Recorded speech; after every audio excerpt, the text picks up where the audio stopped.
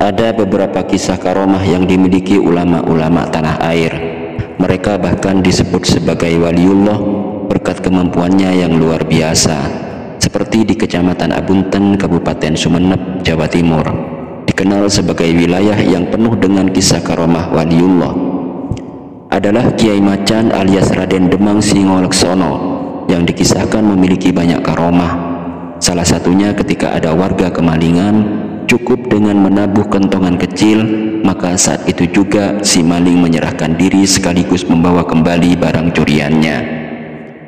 Kiai Macan juga dikenal dengan karomahnya yang menaiki pesapean papa, yang artinya pelepah pisang yang biasa disebut sapi-sapian oleh anak kecil, sembari terbang saat mengambil panji-panji keraton Sumeneb yang dibawa ke Belambangan. Pulangnya beliau naik mondung, artinya hiu, seorang diri, diceritakan oleh Nyai Hajah Munifah, salah satu keturunan Kiai Macan di desa Abunten Timur. Tidak hanya kisah kekeramatan Kiai Macan, ada lagi kisah karomah dua waliullah di Abunten yang konon masih bisa terlihat hingga saat ini terhadap orang-orang tertentu, yaitu kisah karomah dua wali di Sungai Pandi, Abunten Tengah. Pada suatu masa pertengahan tahun 1800-an, hiduplah seorang ulama besar di Abunten bernama Kiai Rausi. Ia masih memiliki hubungan darah dengan Kiai Macan Abunten. Beliau juga disebut masih berkerabat dengan Kiai Mahmud Aing Panas, ayah Kiai Imam, pendiri pesantren Karai Ganding. Suatu ketika, Kiai Mahmud bertamu di kediaman Kiai Rausi yang berada di tepi Sungai Pandi, yang sekarang masuk wilayah desa Abunten Tengah. Kata Kiai Raheli yang leluhurnya memiliki hubungan kekerabatan dengan Kiai Rausi. Sampainya di kediaman Kiai Rausi, Kiai Mahmud berkata kepada Kiai Rausi bahwa dirinya ingin makan ikan laut.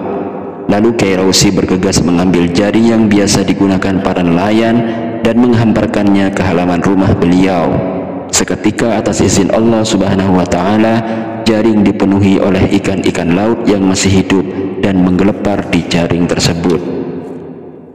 Akhirnya dimasaklah ikan-ikan tersebut oleh Kiai Rausi dan hidangkan kepada Kiai Mahmud, ungkap Kiai Raheli. Setelah selesai makan, Kiai Rausi seperti yang ditirukan Kiai Raheli berkata kepada Kiai Mahmud, "Sekarang giliranmu, saudaraku." Mendengar itu, Kiai Mahmud mengambil sisa-sisa ikan bakar yang kepalanya masih menyatu dengan tulang sampai ekor, namun sudah tidak ada dagingnya karena telah dimakan. Ikan bakar tersebut lalu dilempar oleh Kiai Mahmud ke Sungai Pandi yang tidak jauh dari lokasi. Ajaib, ikan yang tidak berdaging itu atas izin Allah Subhanahu wa Ta'ala hidup dan berenang-renang di sungai. Ikan tersebut hingga saat ini dari cerita warga terkadang menampakkan diri, namun tidak semua orang bisa menjumpainya di Sungai Pandi.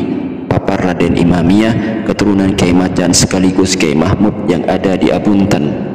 Namun konon, seperti dikatakan Imamiyah, biasanya warga atau orang yang melihatnya tidak akan lama hidupnya alias pendek umurnya. Dari dulu memang dikenal seperti itu, tapi yang namanya mati itu ya tetap dikembalikan pada ketentuan Allah Subhanahu wa Ta'ala. Wallahu a'lam bishawab. Semoga bermanfaat.